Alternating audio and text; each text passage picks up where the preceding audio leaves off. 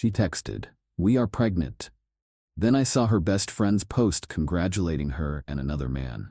I replied, "Who exactly is we?" Then I sent a "congratulations on your new responsibility" gift basket to the other guy's office, and the drama exploded. I, 29 male, got a text from my girlfriend Natalie, 27, 3 days ago, that should have been the happiest moment of my life. We've been together for 4 years, living together for 2. Been talking about marriage, kids, the whole future thing. The text came at 2:47 p.m. while I was in a meeting. "Babe, we are pregnant. Can't wait to tell you everything tonight." My heart stopped. Happy tears almost started right there in the conference room.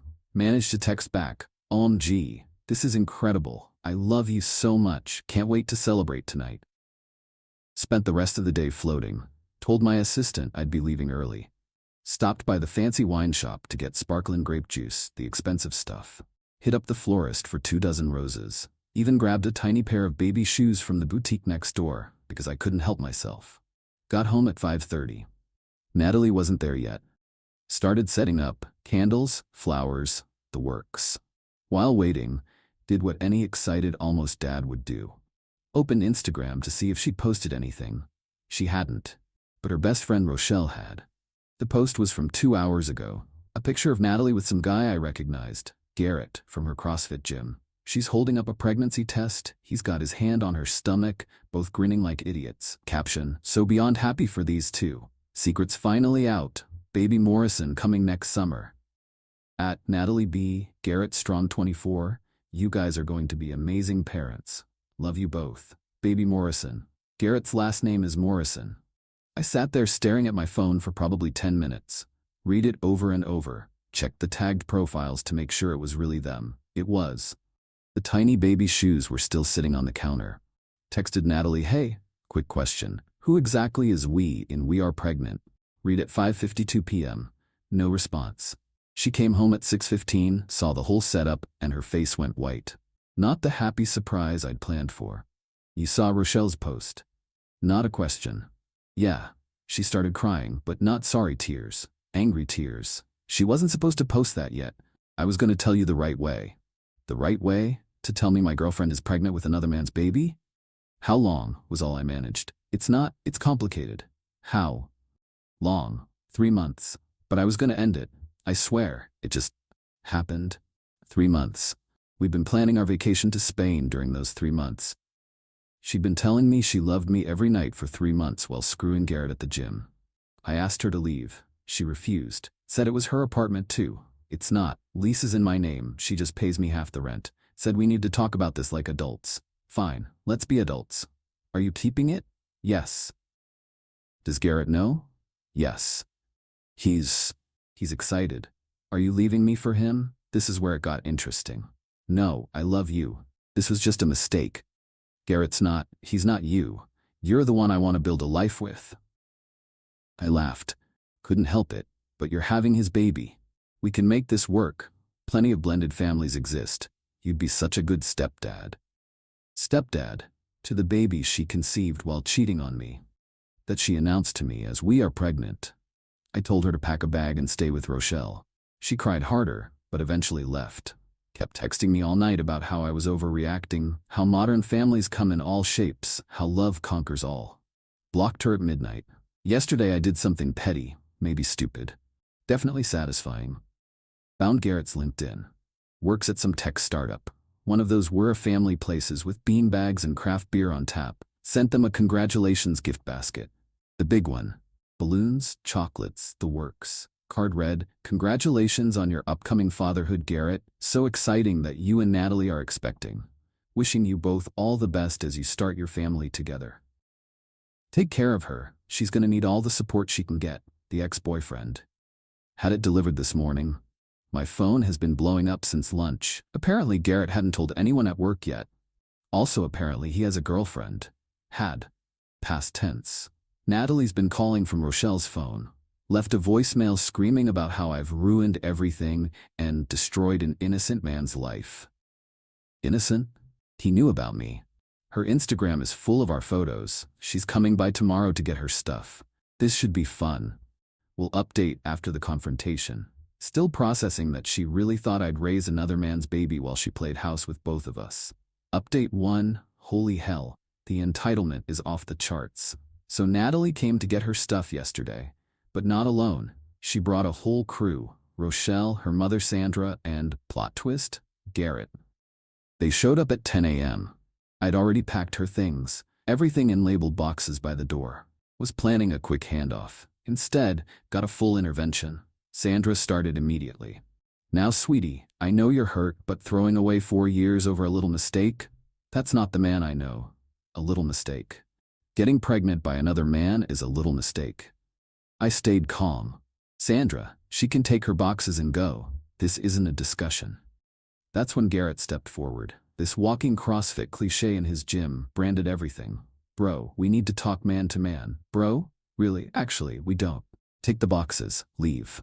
Look, I get it. You're pissed. But Nat and it wasn't serious. Just physical. She loves you, dude. I'm not trying to take your girl. You already did, plus put a baby in her. Congratulations, by the way. How'd your girlfriend take the news? His face got red.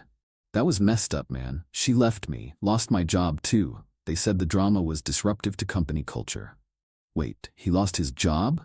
You sent that basket to my workplace. HR got involved, said I'd been inappropriate with the receptionist who signed for it because she was asking questions. I almost laughed. So you were inappropriate with multiple women at work? That's not, you twisted everything. Natalie jumped in. See what you did? You didn't just hurt me. You hurt Garrett. He's unemployed now. He needs this job for the baby. Good thing that's not my problem anymore. Sandra's turn. How can you be so heartless? My daughter made one mistake. She came to you with joy about becoming a mother and you threw her out. She came to me pretending I was the father. That's not joy, that's manipulation. Rochelle, who'd been quiet, finally spoke. She was going to tell you the truth eventually. She just wanted to see if you'd step up first. Test.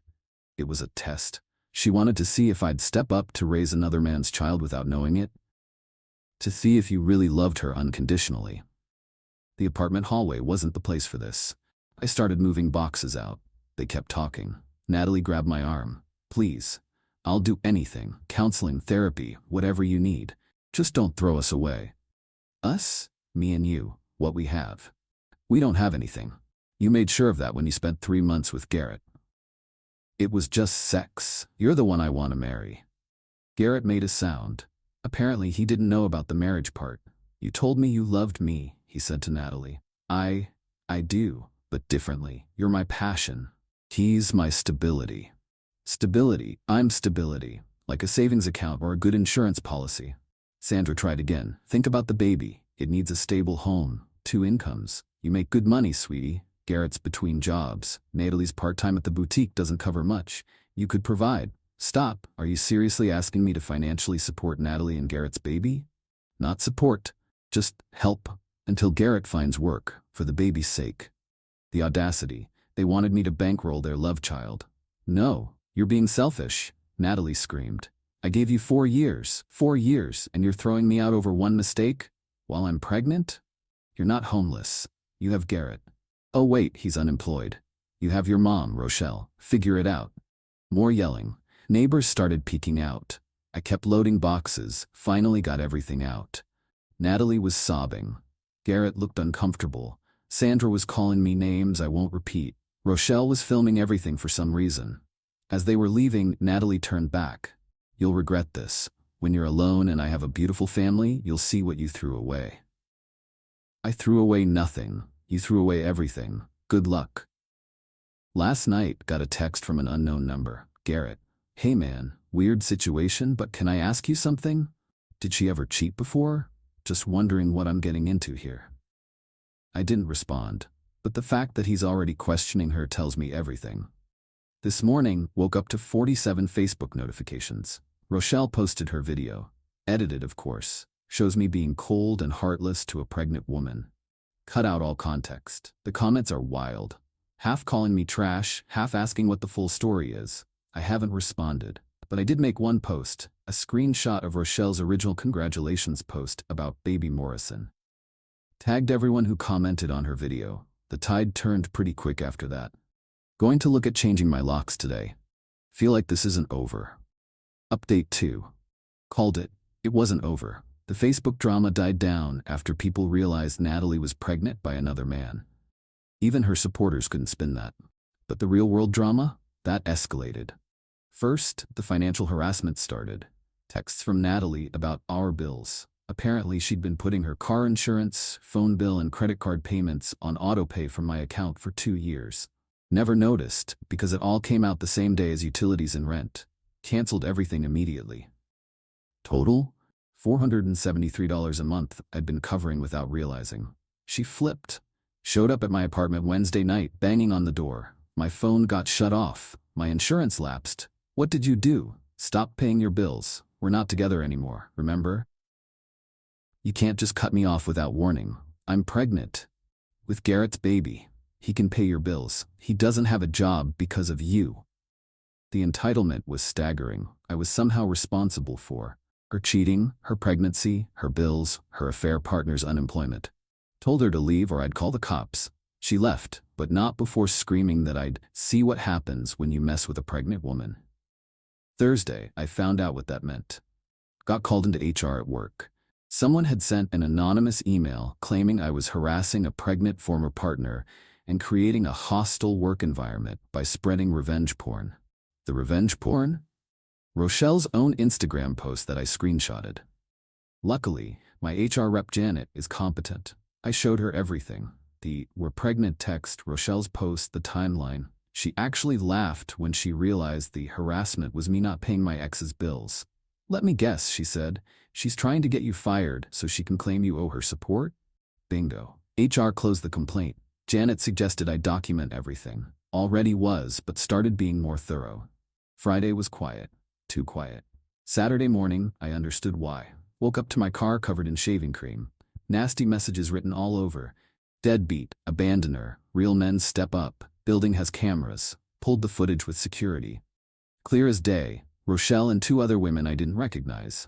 At 3 a.m., in hoodies but faces visible when they looked up to check for cameras. Called the cops, filed a report. Damages were minor, just needed a car wash, but I wanted documentation. The officer taking the report looked tired. Ex-girlfriend drama? She's pregnant with another man's baby and mad I won't support them. He actually double-taked.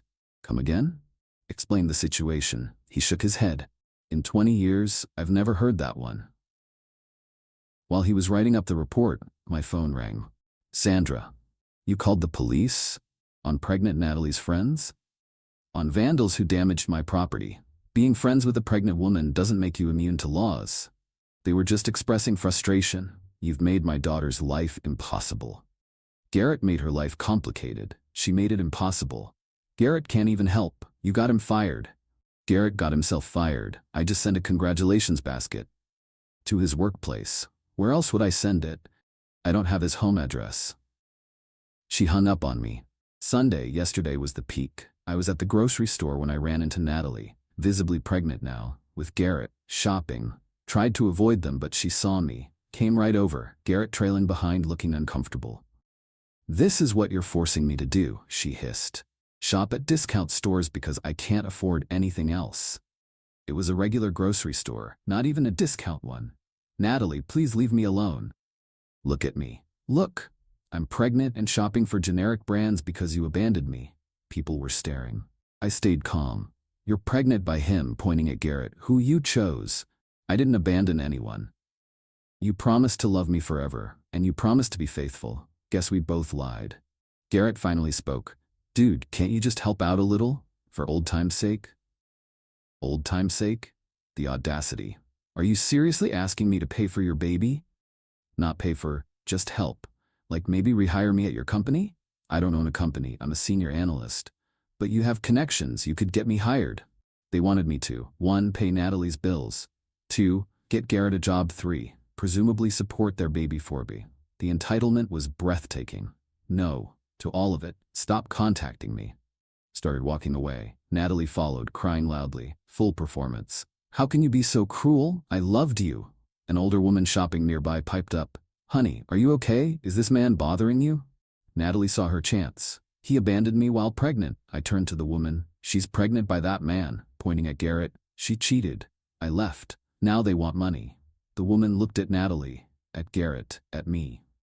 Then said to Natalie, "Sweetheart, you made your bed. Let the man shop in peace."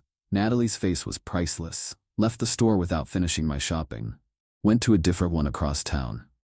Last night got a long email from Natalie. Highlights: I'm emotionally abusive for not supporting her. I'm financially manipulating her by canceling bills. I'm ruining an innocent child's life. She's considering legal options. If I come to my senses, she's willing to forgive. She's willing to forgive me.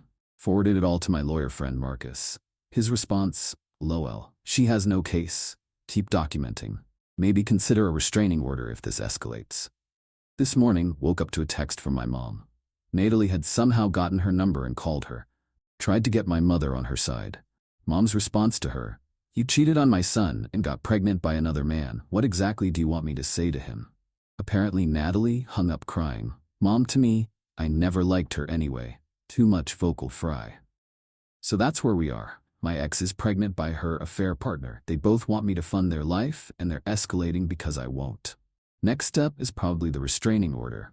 We'll update if anything else happens. But honestly, every time they pull something, I'm more convinced I dodged a bullet. Imagine if I'd married her before finding out who she really was. Final update. This is likely my last update because I'm done with this circus and taking legal steps to ensure it stays that way. After my last post, things went quiet for about a week. Should have known it was the calm before the storm. The first sign of trouble was a letter from a lawyer.